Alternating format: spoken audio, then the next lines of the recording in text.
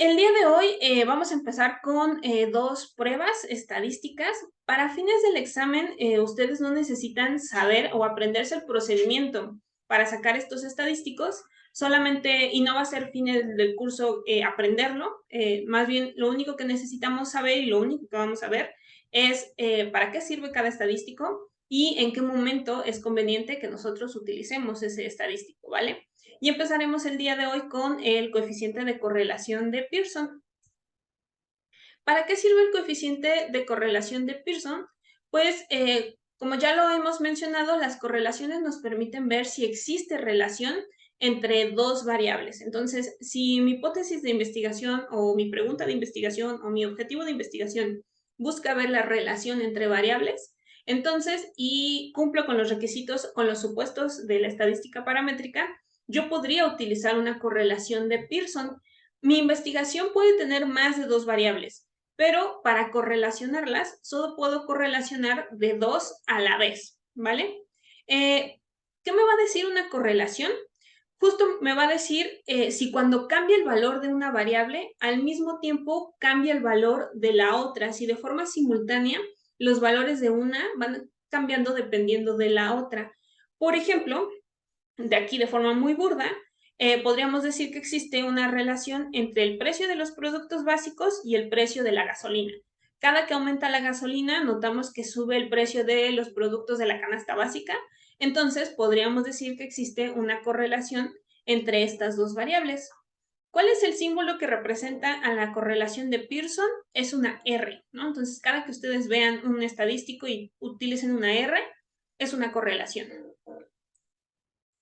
Ahora yo les pregunto a ustedes, ¿para qué tipo de hipótesis, de las clases en donde hablamos acerca de hipótesis, para qué tipo de hipótesis podríamos utilizar una correlación de Pearson? ¿Se acuerdan que habíamos visto distintos tipos de hipótesis? O sea, dentro de las hipótesis de investigación, había distintos tipos de hipótesis. ¿Cuál sería la hipótesis correcta para este análisis? Entonces, este tipo de análisis se utiliza para las hipótesis correlacionales. Son el tipo de hipótesis que dicen que a mayor tal cosa X, menor tal otra cosa, ¿no? Y así, ¿no? O a mayor tal cosa, mayor otra cosa, ¿no? Ese es el tipo de hipótesis que utilizamos. ¿Cuáles son las variables que se utilizan o cómo se enuncian aquí las variables? ¿Se acuerdan? Si hablamos de variable independiente y variable dependiente, aquí se enuncian, se utilizan. Acuérdense que en el caso de las hipótesis correlacionales, dado que no sabemos cuál es la causalidad, no se enuncian como tal variable independiente y variable dependiente, es decir, no sabemos cuál influye sobre la otra y las dos las medimos. Entonces, pues como tal, en este tipo de hipótesis no se van a enunciar. Hay veces que uno como investigador y con base en la literatura, pues medio infiere cuál es cuál, pero si nuestro objetivo de investigación solamente se va a quedar hasta el nivel de la correlación, o sea, bueno, de buscar una relación entre las variables, como tal, no se enuncian. Solamente si buscamos causalidad, entonces lo haríamos, ¿vale? Se va a hacer de dos variables a la vez, aunque yo tenga más, solamente voy a ir agarrando por pares las variables. Y por supuesto, lo primero que tengo que hacer es medir cada una de las variables por separado y después relacionar las puntuaciones de ambas variables, ¿no? Entonces, aquí abajo tengo una variable, aquí arriba tengo la otra variable, y por supuesto, cada puntito representa el valor de ambas, ¿no? Este puntito que está en 4 para una variable está en 10 para la otra, ¿no? Y así cada puntito representa el valor de las dos variables y me puedo dar una idea de cómo se están correlacionando. Esto también, esta tablita es importante que se la aprendan. De hecho, esta sí es muy importante que se la aprendan. Las correlaciones, las Rs, cuando ustedes ven el resultado del análisis estadístico, lo pueden encontrar entre este rango de valores, entre +1 y -1. Aquí el signo es importante y el valor también es importante. Un valor de 1 significa que la correlación es perfecta, es decir, exactamente en el mismo grado que aumenta el valor para una de las variables, aumenta en el mismo grado para la otra variable, ¿no? Y entonces, si yo eso lo represento en una gráfica, obtendría una línea perfecta como esta. Esta es una correlación de 1. Entre menos perfecta sea la correlación, entonces yo voy a encontrar mis datos cada vez más dispersos. Y si yo los veo así tan dispersos que ya no se ve una línea por ningún lado, pues esa es una correlación de 0. Y una correlación de 0 significa básicamente que no hay relación. ¿A qué creen que se deba el signo positivo y el signo negativo? Es lo que se conoce como directamente proporcional, que ese sería el positivo, entre más aumenta una, aumenta la otra, y el otro sería inversamente proporcional, mientras una aumenta, la otra disminuye, justo. Entonces, sí, no es difícil, solamente pues tienen que acordarse muy bien de eso, ¿no? Si están viendo un signo positivo o si están viendo un signo negativo, y cuando vean el valor de R, pues ¿qué significa, no? Entonces ya dijimos que el 0 es que no hay correlación. Una correlación, por ejemplo, de 0.10 quiere decir que es una correlación muy débil, pero pues ya podemos decir que sí hay. Una de 0.25 aproximadamente sería pues solo débil. La de 0.5, por supuesto, sería una correlación media. La de 0.75, considerable, aunque algunos ya lo consideran fuerte, pero bueno, ustedes apréndanselo así, dado que esta tabla tal cual viene en Sampieri.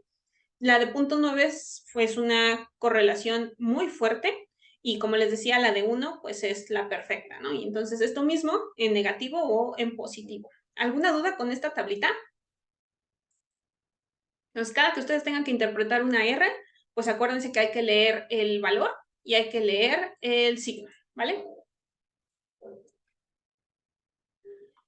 Y pues como bien decíamos, el signo va a indicar la dirección de la correlación, ¿no? Entonces, si es positivo, pues las dos variables están aumentando. Si es negativo, como en este ejemplo, una está aumentando y la otra está disminuyendo. Por ejemplo, aquí, ¿no? Entonces, mientras este puntito, primer puntito, tiene para una variable el valor muy alto, para la otra tiene el valor más bajo, ¿no? Y el otro puntito, este otro puntito del extremo, mientras para una variable tiene el puntaje muy alto, para la otra lo tiene muy bajo, ¿no? Entonces, eso significa el signo. Y el valor, pues, va a significar la magnitud de la correlación.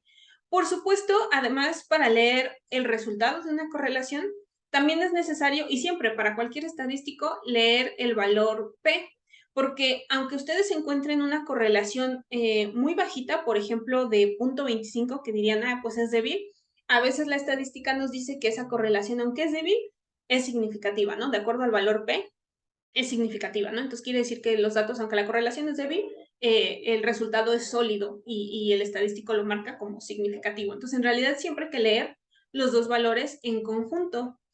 En SPSS, cuando ustedes corran una R de Pearson, les va a dar una tablita como esta. Como pueden ver, aquí en la parte de arriba hay 4 variables y estas mismas 4 variables están aquí, en el extremo izquierdo. Las tablas de correlación siempre van a estar en espejo, es decir, cada uno de los valores los van a encontrar 2 veces. Por ejemplo, aquí podemos ver la correlación entre esta variable 1 y la variable 2 de 0.037. Y este mismo valor, por supuesto, va a estar aquí otra vez en donde está la variable 1 y la variable 2. Este valor de 0.89 lo vamos a encontrar aquí, por ejemplo, en la variable 1 y la variable 3, pero por supuesto también lo vamos a encontrar acá abajo otra vez, ¿no? Donde está la variable 1 y la variable 3, es decir, siempre está en espejo. Y ese espejo va a estar dividido por esta línea diagonal que ven con los valores 1. ¿Por qué aquí siempre hay un valor 1? Porque el programa está correlacionando la misma variable entre sí, ¿no? O sea, si yo correlaciono la variable 1 con la variable 1, pues por supuesto eso me va a dar una correlación perfecta.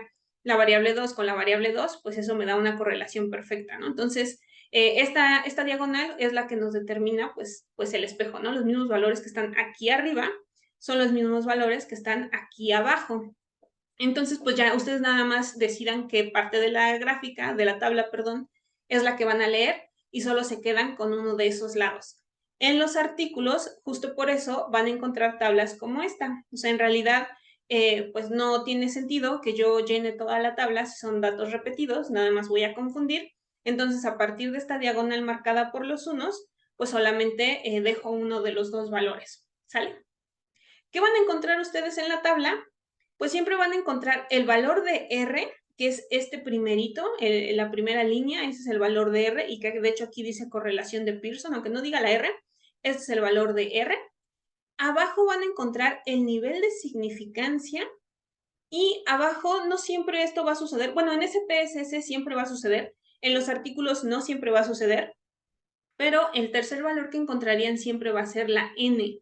En los artículos no siempre lo ponen porque cuando describen a su muestra, pues ya te dicen que la muestra es, por ejemplo, de 39 participantes, entonces ya no tiene caso para todos los datos poner que son 39 participantes, ¿no? Si ya no lo mencionaron, ya solo basta con que nos den el valor de R y nos den la significancia.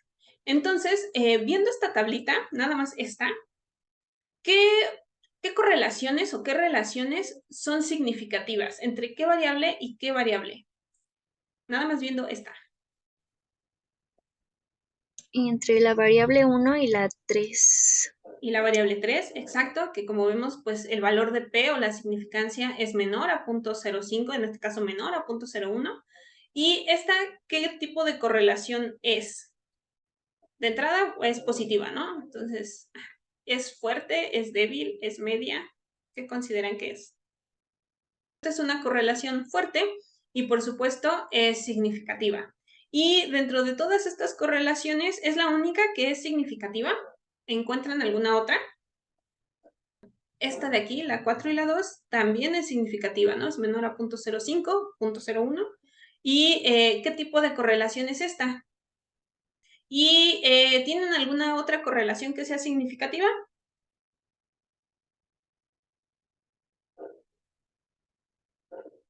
No. Entonces, pues básicamente así de sencillo es leer las correlaciones, simplemente leer el valor de R, el valor de P y ya. En los artículos, pues por ejemplo aquí, que son muchísimas variables las que tienen, sería difícil que para cada una nos den el valor de P. Entonces lo que se estila es simplemente marcar con un asterisco del lado derecho superior aquellas correlaciones que sí fueron significativas, ¿no? Aquí no se ve tan claro en el ejemplo, porque en realidad este ejemplo solamente era para que vieran la tabla como está en espejo, pero por ejemplo, este valor de aquí tiene un asterisco, y aquí nos dicen que un solo asterisco significa que ese valor fue significativo al 0.05. Si tiene más de un asterisco, o sea, por ejemplo, 2, significa que ese valor fue significativo al 0.01. Y si no tiene asterisco, pues significa que esa relación no fue significativa, ¿vale? Luego, la R de Pearson o las correlaciones están muy relacionadas con otro análisis estadístico que es el que vamos a ver enseguida, pero nada más aquí para que lo sepan, si yo al valor de R que obtengo en mi correlación lo elevo al cuadrado, con ese valor puedo saber qué porcentaje de variación de las variables, de una variable, se debe a la variación de la otra. Y ahí es en donde puedo hablar de predicción. En el caso de una hipótesis de correlación, no necesariamente sé cuál es la variable independiente, no sé cuál es la variable dependiente, entonces tal vez no sé con tanta facilidad cuál predice a la otra.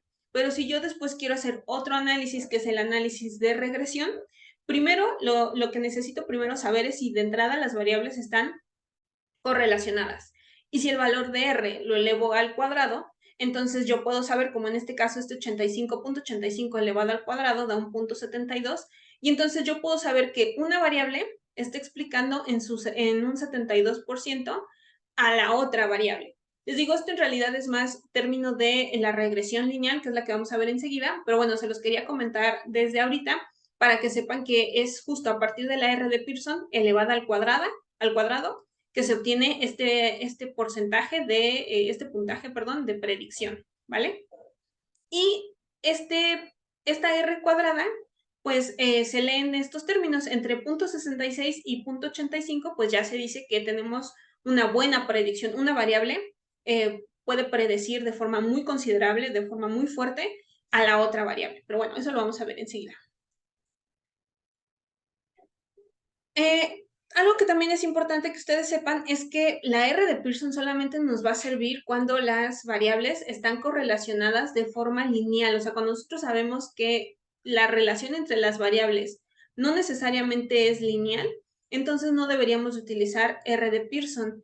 Por ejemplo, no sé, si yo sé que el nivel de estrés está relacionado con el desempeño académico, esa, por ejemplo, es una relación entre variables que no necesariamente es lineal.